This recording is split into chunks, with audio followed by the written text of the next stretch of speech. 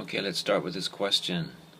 A young child presents with fever and a skin rash, localized around the lips and on the face.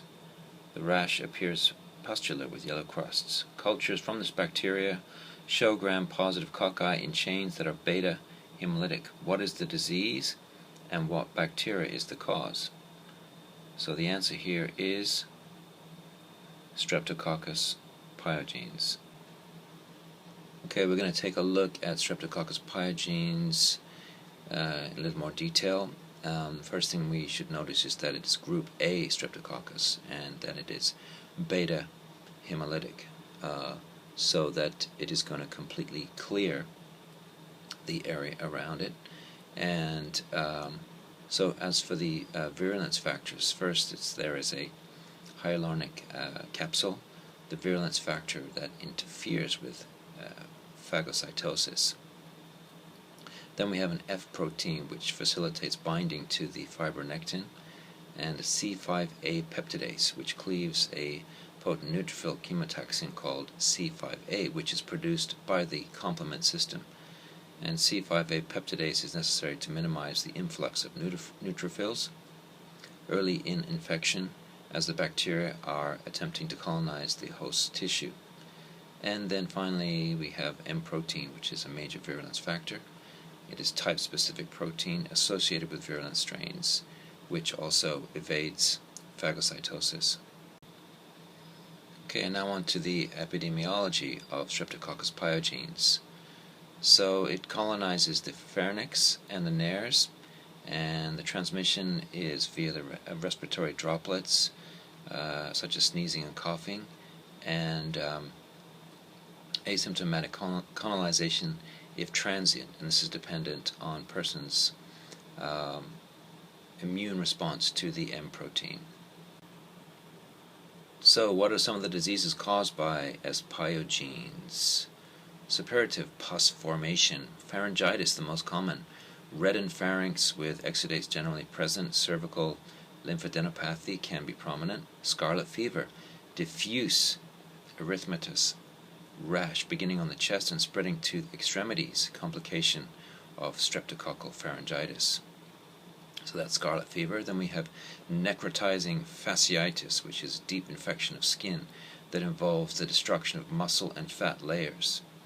And then streptococcal toxic shock syndrome, multi-organ systemic infection resembling staphylococcal toxal shock syndrome. However, most patients are bacteremic and with evidence of fasciitis. And then non-suppurative no pus formation here.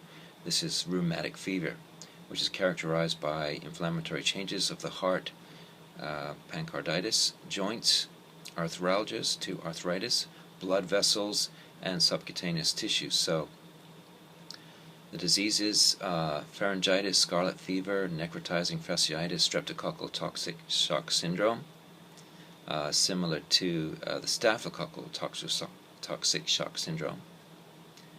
And then there's the non-suppurative no pus formation, rheumatic fever. Okay, so we are still talking about pharyngitis caused by S. pyogenes, and this is obviously the most common. Strep throat, you will see reddened pharynx with exudates generally present, most common of streptococcal infections, generally self-limiting, and most common in children, especially ages 5 through 15. The mechanism of pathogenesis, as pyogenes adheres via protein F and lipoteichoic acid, and it possibly internalizes into the oropharyngeal epithelial cells, and there is an inflammatory response. Okay, and we're going back to a little bit of a summary of what Streptococcus is. And gram-positive cocci, tendency to grow in chains, in contrast to the Staphylococcus brand, which looks like grapes. And this Streptococcus is catalase negative, and the Streptococci, there is Strep pyogenes, Strep pneumoniae, Strep Galactia, and Viridin Streptococcus, and we're going to talk about some of these. And also we must look at the classifications. So for number 1, the Lancefield grouping based on cell wall carbohydrate antigens. And group A, W, and this is with a strep test rapid, and then there is the hemolytic pattern. So we must think about all of these in coming to recognize what these bacteria are. Okay, let's take a look at this case. Soon after birth, an infant develops seizures, marked irritability, poor feeding, and fever. The infant's birth records note a prolonged labor with premature rupture of membranes. An LP was done and the infant was started on antibiotics. This is quite common, and if you look very carefully at the screen, you're going to notice the answer. You will see that it is Streptococcus agalactiae. So what is Streptococcus agalactiae? So this is a group B Streptococcus, not a group A, and most are beta hemolytic, and the virulence factors, polysaccharide capsule, and they colonize the lower gastrointestinal and genitourinary tract. So just as a review, can we remember what is the group A Streptococcus? What is that? Well, that is Streptococcus pyogenes. And going into a little more detail here about Streptococcus agalactiae, type B Streptococci. So the pathogenesis and disease most commonly associated with infections of the newborn, for example, meningitis or pneumonia, and there is a lack of antibody response. There is a development of disease that can occur in utero at birth or during the first few months of life. And there is an increased risk of transmission if the mother is vaginally colonized. So approximately 60% of newborns born to colonized mothers become colonized, thus increasing the likelihood of infection. Okay, now we're going to take a look at the diagnosis of Streptococcus agalactiae.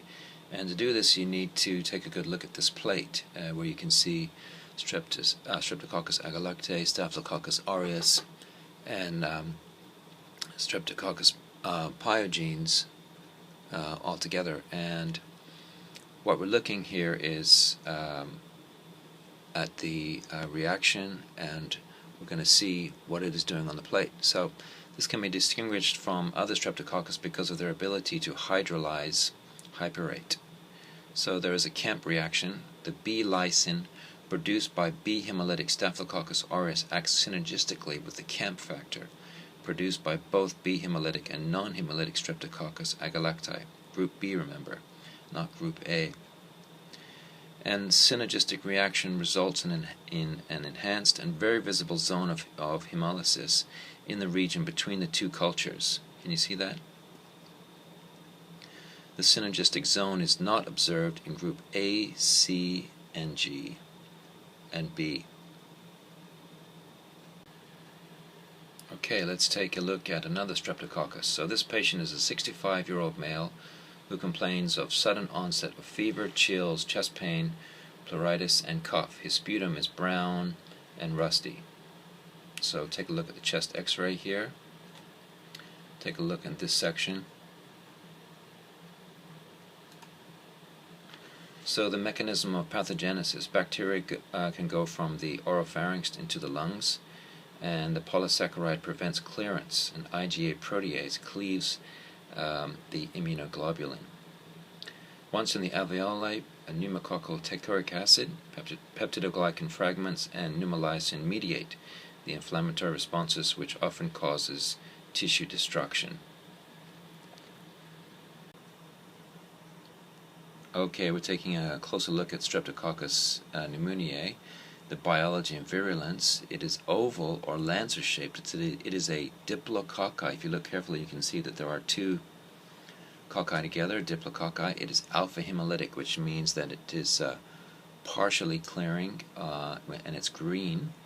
And the virulence factors, there's a polysaccharide capsule which protects the bacterium from phagocytosis. And it utilizes secretory IgA protease to prevent the interaction of IgA and mucin to trap and clear bacteria. And then we have pneumolysine, which is a cytotoxin. It binds cholesterol in the host cell membrane and creates pores to destroy both ciliated epithelial cells and phagocytes. So looking now at Streptococcus pneumoniae, the epidemiology. So Strep pneumoniae is a common inhabitant of the throat and nasopharynx, and the transmission, most of the infections are caused by an endogenous spread. Who is at risk? The risk factors: nasopharyngeal colonization in the absence of antibody, frequent upper respiratory infections, and exposure to parental cigarette smoke, allergies. So this is how you might come into contact with Strep pneumoniae.